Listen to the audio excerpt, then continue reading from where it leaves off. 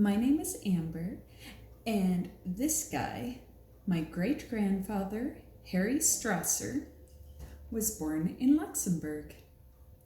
He came to the US around the turn of the 20th century and lived out the rest of his life in this country. It was about 9 or 10 years ago that I decided to really dig into my Luxembourgish genealogy. So, a lot of people I meet don't even know what Luxembourg is. It's a tiny little country, technically a grand duchy, that sits in between France, Germany, and Belgium.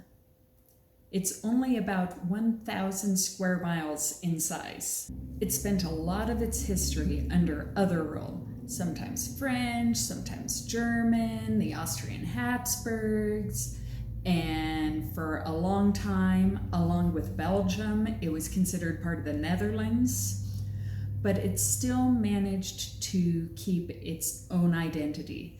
It has its own culture and even its own language. I had to basically teach myself how to do Luxembourgish genealogy. Today, there's a pretty decent overview in the Family Search Wiki. I can tell you, it didn't have anywhere near as much information 9 or 10 years ago. But even nowadays, there still seems to be a bit of a dearth of how-tos. We Luxembourg researchers tend to have to make do with French and German genealogy tutorials, but they don't give us any of those tips that are specific to Luxembourg. Okay, so Luxembourg has 3 official languages: French, German, and Luxembourgish. Luxembourgish is a Germanic language with a lot of French influence and vocabulary, but to me it looks and sounds a little bit like Dutch. Not that I know Dutch, it just seems that way to me.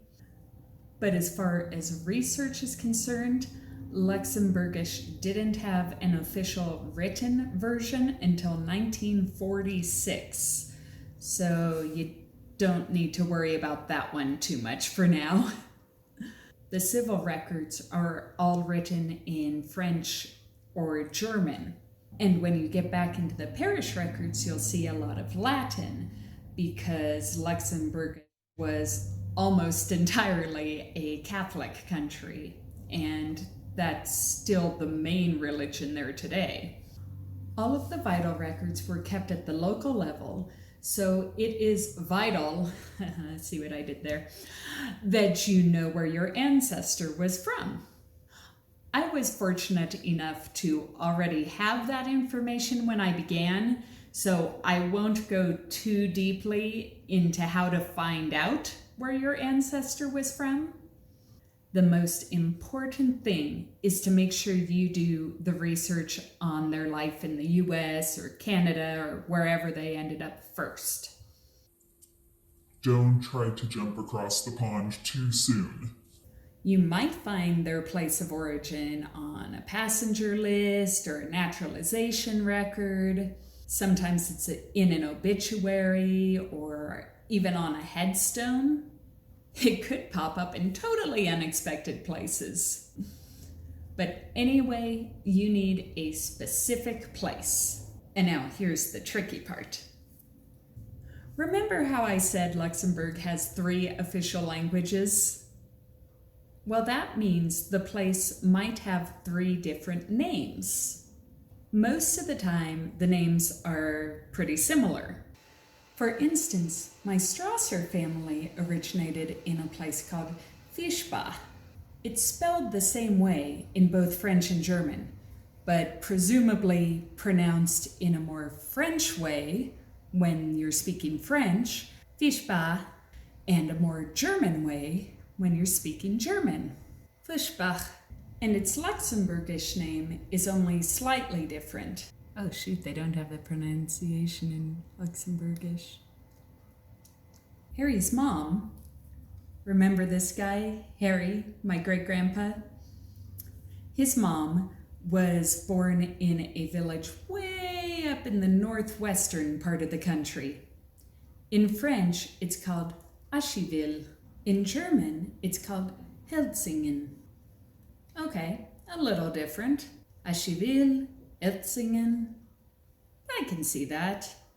They still start with the same letter.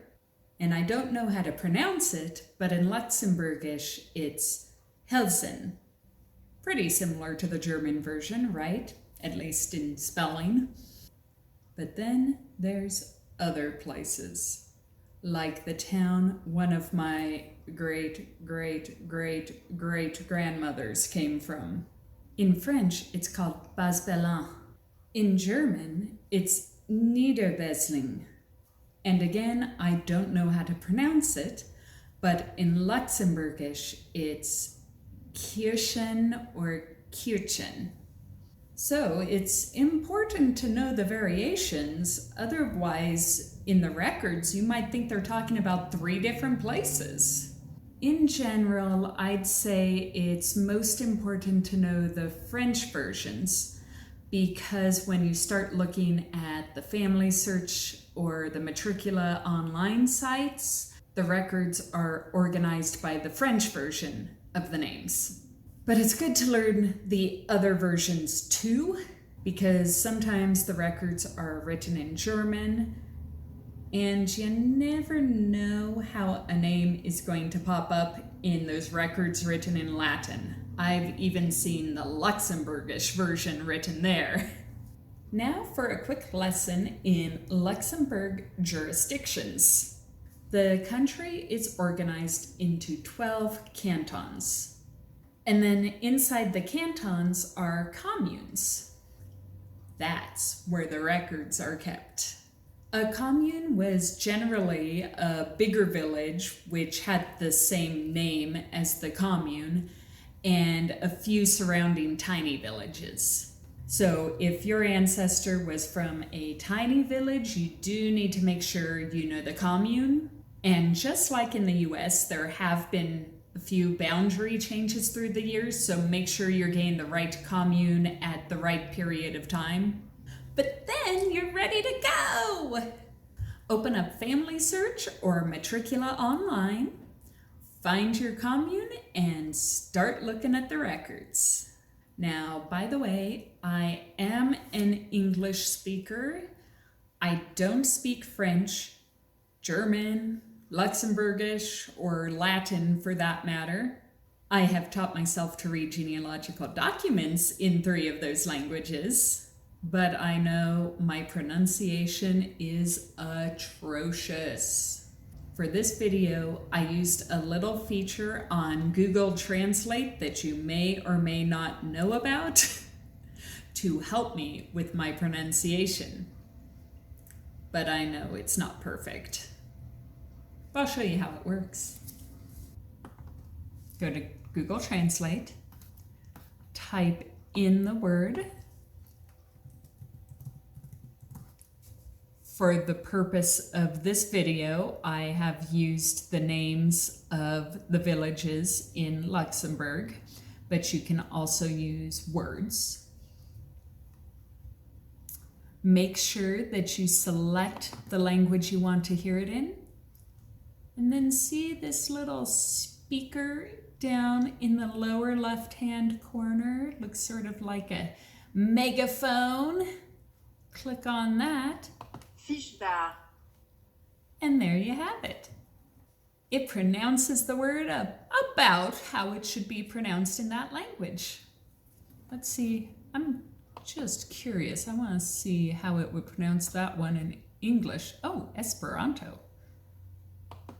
Fiche bar. That's interesting. English. Fischbach. That's how I've been saying it.